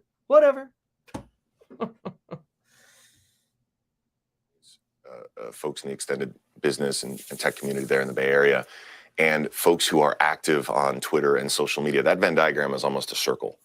And what we saw there is something that I think we're all, I hope, going to walk away from a lot more mindful, because you put founders, in situations where within hours they were making really tough calls, knowing that, these are not CEOs who are riding around on private jets, right? The vast majority of these founders are still trying to build up companies and solve really big problems, fighting cancer, climate tech, and need to make sure that they can make payroll under this sort of duressful situation where, look, the legacy of SVB was for decades, they found a way to back entrepreneurs when very few other banks would without. Yeah, because they took risk, dude, because they didn't give a crap. They gave everybody money in a bull run. That's what they did. That was their magic way of finding a way to back entrepreneurs. It makes it sound like it's like brilliant. They found a way. Oh, they magically found a way to give people money. Because they gave everybody money. For companies once they've raised, tens of millions of dollars. But, I'm in the business of being the very first check into entrepreneurs' companies. We're talking hundreds of thousands of dollars to maybe a few million at most. So for these early stage companies, these nascent companies that we know many of them will become significant contributors to American economy and innovation, they need a place to bank. And the big four aren't going to be a home for those companies. those entrepreneurs still need a place to put their money to not really do anything special with, other than make sure they're paying their bills. Alexis, I've always admired your humble approach to all of this, and I admire your thank you about all this. But I'm so curious, as you see so many others in the venture capital community over the weekend, especially online, screaming from the rooftops, not only asking for a bailout, blaming the Federal Reserve, blaming everybody, perhaps but themselves, and not necessarily taking the approach that you have this morning, and how you think that puts the venture capital community in what may be the crosshairs as people think about things like carried interest and other regulations down the line.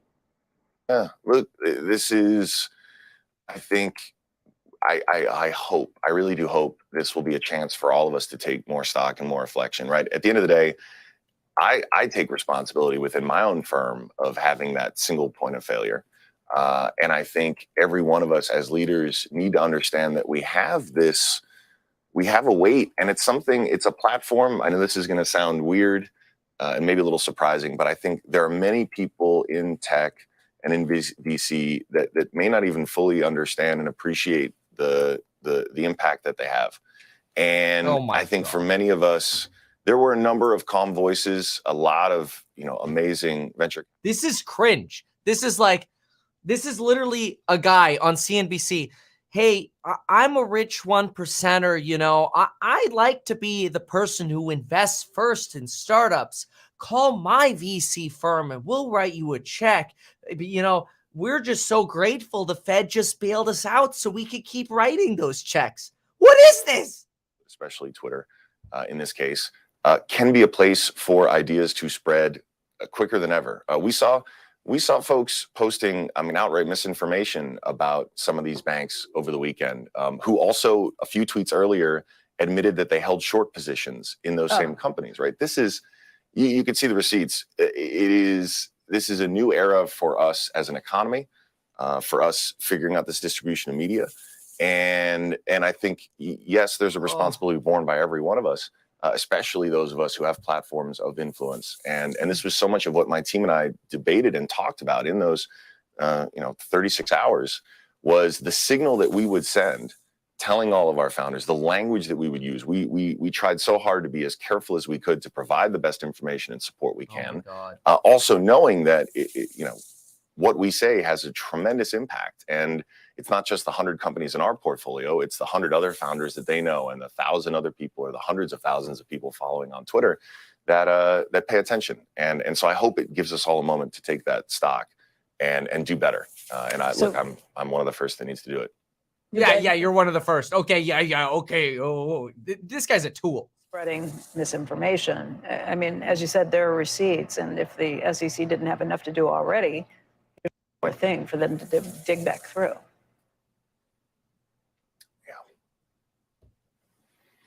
Yeah. Alexis, right now, because of this, the way it's stepped in, all of your firms are okay? They're all going to make payroll? Yeah. We're obviously, everyone's still, holding their breath, but I feel like we've breathed a huge sigh of relief. And I'm here at Austin, here at South by, and so no shortage of startup CEOs and founders who were sleeping a lot easier last night as a result. And I do think, look, there's more to come from this. The 1% is sleeping easier. God, this is cringe. That kind of just simple banking for early stage companies that need a place to put their cash. But yeah, as it seems right now, everyone's making payroll, and we're CEOs are able to get back to work, and more importantly, what are you talking about? How are people making payroll? The banks haven't even opened yet. And earlier he's like, oh, the big four isn't a place for the startups. What do you mean it's not? You could totally put your money there. You're a founder and you put your company's money there from your shareholders. You could get a better deal on your personal loans at the bank if you promise to keep all your money there. Is that the sort of thing that you'd heard of before? And should those policies That's the point. That's be allowed? moral hazard. Oof. Now, I'm not a banking expert, but I think when we start getting really cute, with this sort of thing, this is where these problems emerge. And I do think there's going to be another round of scrutiny around those 2018 rollbacks. But I do think at the end of the day, the biggest need for entrepreneurs and for these emerging companies is a place to put their cash where they know There's nothing terribly cute happening behind the scenes. Everyone is taking all the right precautions. And I do think the market is going to provide some kind of an answer for that because it needs to. It needs to fill that role SVB had. We just had socialism from the Fed, you dumbass. The market was trying to do its job. Thank you. Want to get down to New York Stock Exchange. Jim Cramer joins us now. Jim, this was Dan Loeb last night. He said, "I'd say all's well that ends well, but I think this story is just beginning." Is it just beginning or did it end? Well, I think that there's something in between that. We have a number. Did they just cut him off? Did they just get the guy off air? Did they just cut him off with Jim, or is the guy coming back? They can take their held to maturity bonds, put them at par. This is unfortunately, I know, a little abstruse, and then be able to get loans. The question is, will they need capital raises? And if they need capital raises, then you've got to be very careful buying any of the regionals. I think what I don't want to be constrained by what Loeb said. I think the issue is that we all know, and David knows this, he was saying that there are some banks that are on the wrong part of what the Fed wants, which is that they don't have sticky deposits, and they are going to have a big problem keeping their deposits. And then there are other banks, chiefly the ones that are great banks. We're talking about JP Morgan, Wells Fargo, and we're also talking about Bank of America, that aren't in trouble and actually would be the beneficiary of this. So I think it's over for some, but not for others. But today would be a day where people will say we have the bonds going crazy, interest rates going lower. That's actually good for these banks, but it's viewed as a flight to quality. So I don't know. Why do we have to say all's well? I mean, look, it's, I just find that Shakespeare is not as applicable as typical. How about that? Okay, Jim, we will see you in just a couple of minutes. Thanks so very, very much. Thank you. We are awaiting comments from President Biden on the banking sector. That is due. They cut him off. They got the guy off with Jim cut in. Jim walked in. Quick, cut to a stupid clip from Jim. Get this Reddit guy off air. Dude, that was so embarrassing. That was the most cringe. Whoa, look at me. I'm a white knight VC guy. So happy people can pay their payroll. I get it. I don't want people not to get paid either. But you were so fake. It was so cringe. No wonder CNBC cut him off. Thank God they cut that guy off. It's just going to get harder and harder to get a loan at an interest rate that makes a lot of sense. They're CNBC scrambling now. They don't even know what to talk about after that. They're like, we had the guy scheduled until 6 a.m. Let's go to Bloomberg. This is ridiculous. Tasty trade. Join the club, genius. Oh, it's just an ad. It's just an ad. Oh my Lord. I can't. All right. Probability falls right now in the market that there will be zero. And that's a big change from where we had seen things before. Again, we've been watching all of this through the morning, and we are expecting some comments coming out from President Biden. That's expected very shortly. In the meantime, there you see the Fed fund futures. That's a huge reversal from just last week. And our understanding is he is going to push hard on the idea that Americans' deposits in banks across the country, no matter what bank you're at, are safe. That he's going to say that repeatedly, and hoping, of course, that those deposits stay where they are. Of course, the big concern is that they move again, and whether we have staunched the bleeding. Across the board, you started to see things drop. WTI was only down by about 1% a couple of hours ago. Now it's down by almost 5%, 72.91. Again, a lot of this is flight to safety, concerns about where the money's going to be, concerns about broader term, what this means for the economy as well. Again, got all of this kind of coming up with natural gas, which is now down. It had been positive earlier. It's now down by about 1.5%. Thank everybody for joining us on this special edition of Squawk Box, especially if you stuck with us for all 4 hours. Make sure you join us tomorrow. Squawk on the Street begins right now. All right. So waiting for Biden. Technically, he's supposed to be coming out within a minute or so. We'll see. Carl Quintanilla with Jim Cramer, David Faber at Post 9 of the New York Stock Exchange. We are waiting for remarks from the president about the banking system after the collapse of Silicon Valley Bank and historic moves to protect depositors, extend emergency lending, relaxing terms of the discount window, big implications for bank regulation, tech funding, and the Fed's rate path, which the market now sees with better odds of no hike this month, Jim. 2 3 handles to watch today, intraday. One was the 2-year, the other is the VIX. Right. Look, I think that you have to separate what's going to happen today and tomorrow by what we will be thinking about a week from now. And David and I were discussing the fact that it's very difficult for the Fed to hike. And if we knew that, we would be buying a huge number of stocks that did not have any credit risk.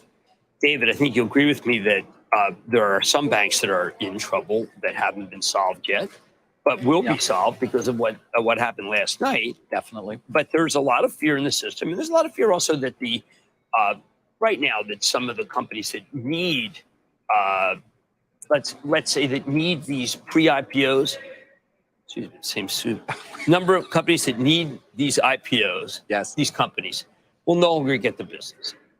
Right. So there are biotechs that some companies won't get the business, but chiefly tech companies that were relying on selling to these pre-IPO companies. It's listen, it's a fascinating morning for any number of reasons, including, as you just said, if we were operating in a vacuum right now with the move we've seen in the 2-year, for example, and suddenly this consensus that the Fed may be done, we would be up, I don't even know, Carl, percentage-wise. As we watch the president. I'm just urging that panic is definitely going to be Joe Biden. Before I get to the president leave for California, I want to briefly speak about what's happening in Silicon Valley Bank and Signature Bank. Today, thanks to the quick action of my administration over the past few days, Americans can have confidence that the banking system is safe. Your deposits will be there when you need them. Small businesses across the country, the deposit accounts at these banks can breathe easier knowing they'll be able to pay their workers and pay their bills. And their hardworking employees can breathe easier as well.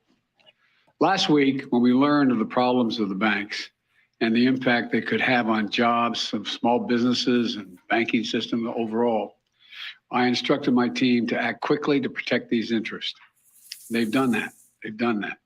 On Friday, the government regulator in charge, the FDIC, took control of Silicon Valley Bank's assets.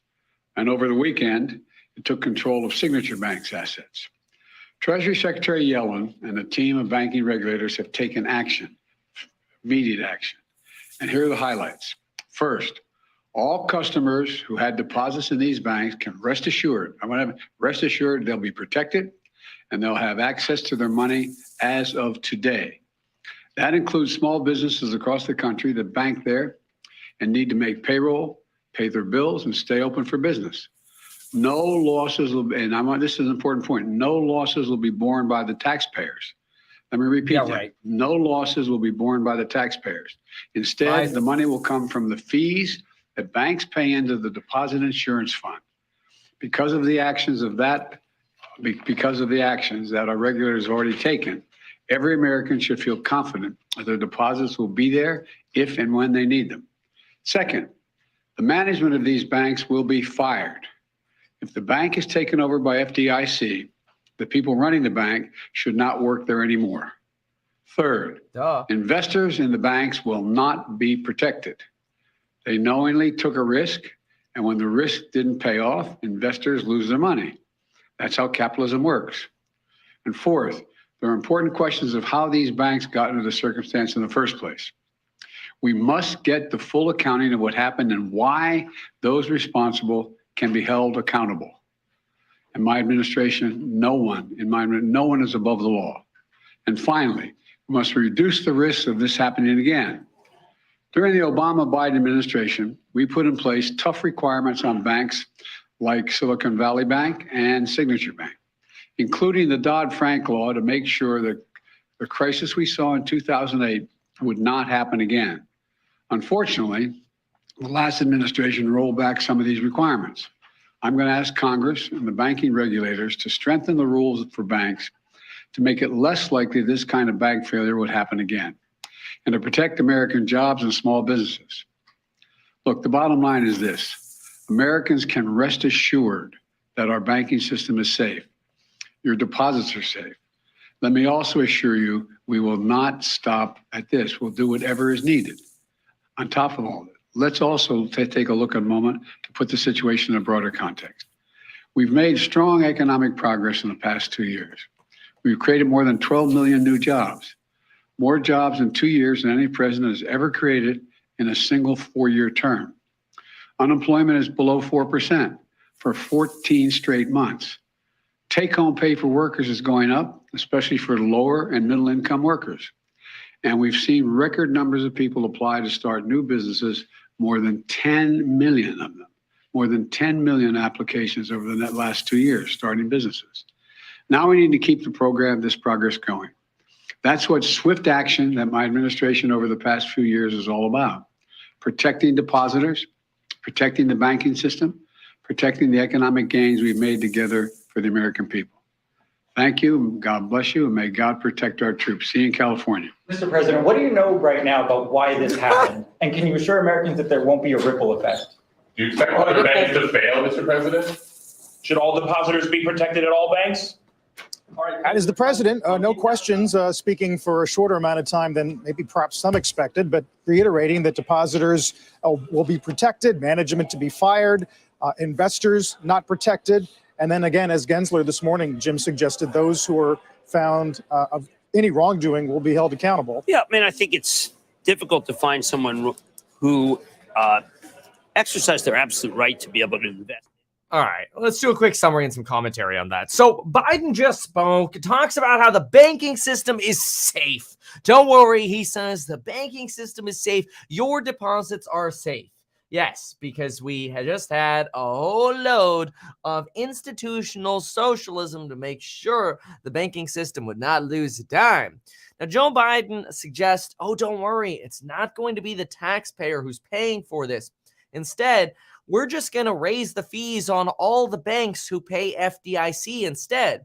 But then again, who pays the fees at banks? Banks pass that along to customers. But not only that, the Treasury Stability Fund that backstops the bailouts the Federal Reserve is doing is a fund that's created by taxpayers. This is a fantastic way of basically, as usual with a politician, talking out of both sides. Yes, today maybe it's not being paid for by taxpayers, but that's because the Federal Reserve is basically accepting toxic assets and assuming they're actually worth par value. It's like somebody walking up to you and saying, hey, can I borrow $100 from you? And you're like, sure, give me your, I don't know, phone that's worth $100. And you look at it, you're like, this phone's only worth $40. And the person's like, can I still have $100? And you're like, okay, sure, I'll just say your phone's worth $100.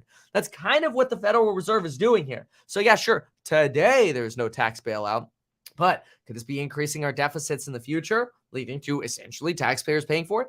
Absolutely. What else did Joe Biden say? Well, he talked about basically no losses being borne by the taxpayers. Again, I dispute that either way, but instead shareholders taking the losses.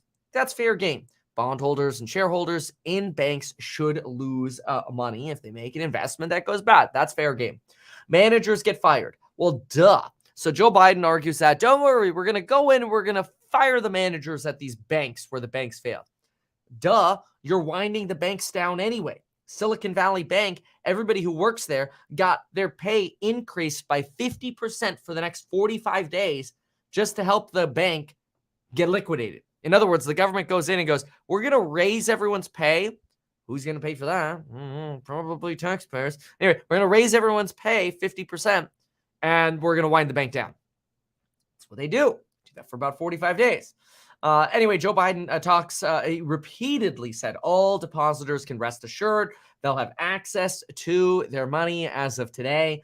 Really what they're trying to do is they're trying to prevent a bank run. They're trying to prevent everybody basically going from smaller banks to starting to run to larger banks and shift their money around. Although, quite frankly, that's exactly what people should be doing, even though that, creates panic, as some say, and that's fear, uncertainty, and doubt. Really, the reality is everybody should be looking at their own situation going, well, if I have more than $250,000, maybe I should have another bank account. Maybe I should diversify a little bit.